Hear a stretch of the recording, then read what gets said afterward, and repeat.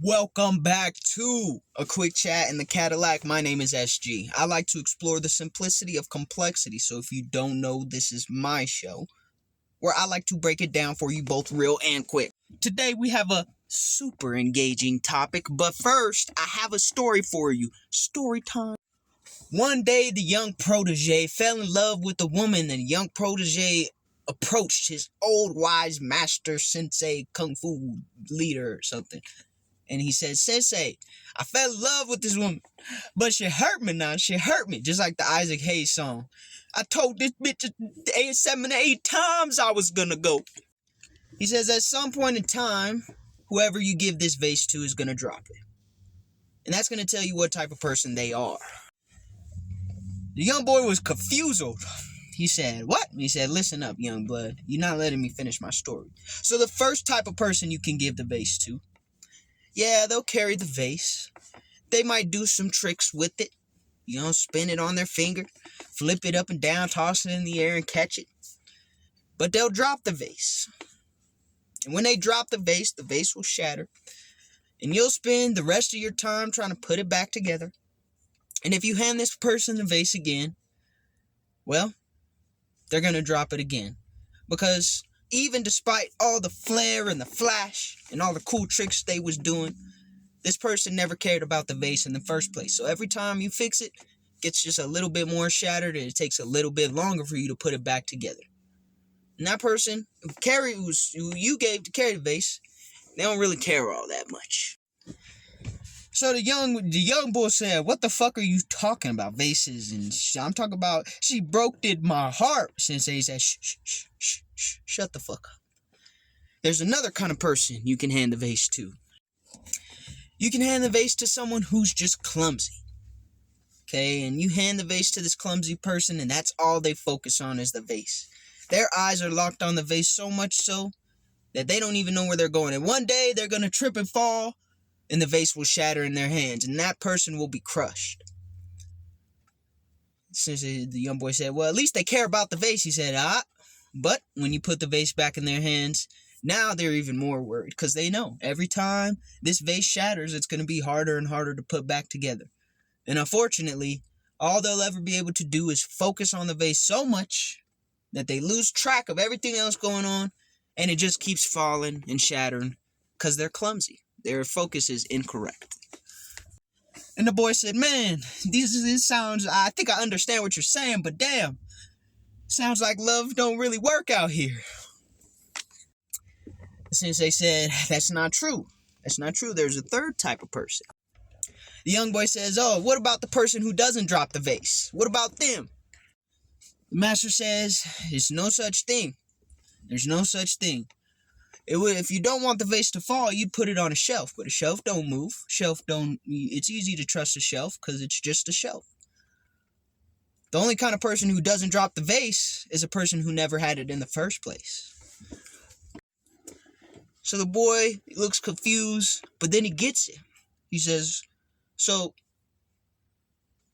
if that's not the third type of person, because you didn't actually truly give them the vase, you didn't give them your love, you didn't give them your heart to break, then what's the third kind of person? The sensei says, young man, now you're asking the right questions. He says, young bull, the third type of person is the person you hand this vase to. And no matter how many times they drop it, no matter how many times you put it back together, they're there to help. And each time that they drop it, they take a new approach. They first try to carry the vase in a basket with a blanket, but the basket won't hold. They then try to carry the vase in their arms and by their side. And though they carefully watch their path and make sure they don't trip, maybe someone bumps into them and breaks the vase yet again. But each time it breaks, they're there to put the pieces back in place right with you, sometimes before you can. And so the young bull looks up at the sky. He says, damn, sensei. Facts. Big facts, sensei. But how does that help me with my current situation? The sensei says, well, you gave this woman your heart. You said 7 or 8 times she done broke it, did it? 7 or 8 times, like the Isaac Hayes song, young bull. But when you went to go pick the pieces up and put them back together, was she there helping you? Was she frozen in the fear that she would drop it again? Or did she not even care in the first place? The young bull said, "Thank you, Sensei. You gave me a lot to think about." And that's the story. So that's the story. All right. The moral of the story obviously revolves around love, connections, relationships. Because there's 3 types of people you will encounter with genuine connections. Each one of them is going to fumble. They're going to drop the vase. They're going to fuck it up. But are they going to care? Are they going to freeze? Or are they going to sit there and help you pick up the pieces of your tiny, achy, breaky, little, frozen-ass black heart? That's the question you should ask. Not who doesn't drop the vase. Because everybody's going to drop the vase. Everybody's going to break your heart at some point or another. Whether it's minor or major, it's going to break. That's just the reality of life. But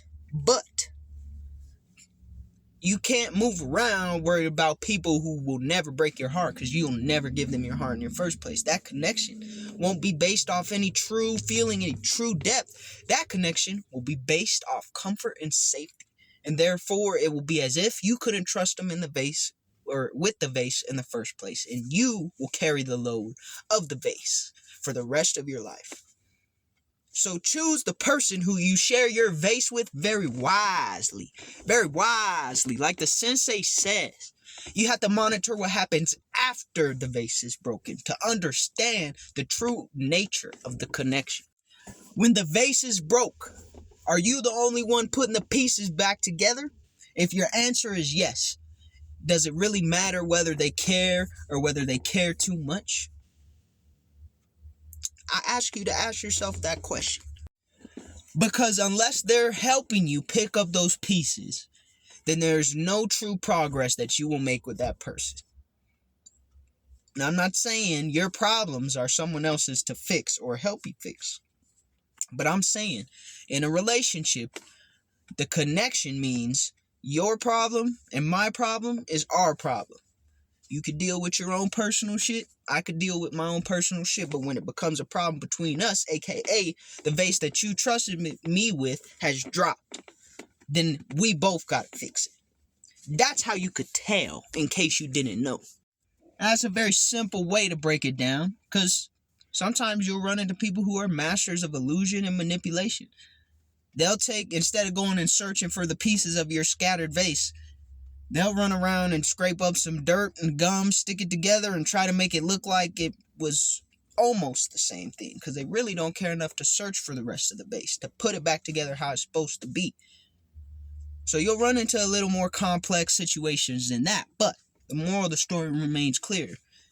Even if they ain't helping the best, perfectest, most excellent way, they're still helping. And in that case, now you have found somewhat of a valuable connection, at the very minimum. Peace out to all the lovers out there and all the hopeless romantics. Y'all have fun, deconstructing that story that I just made up.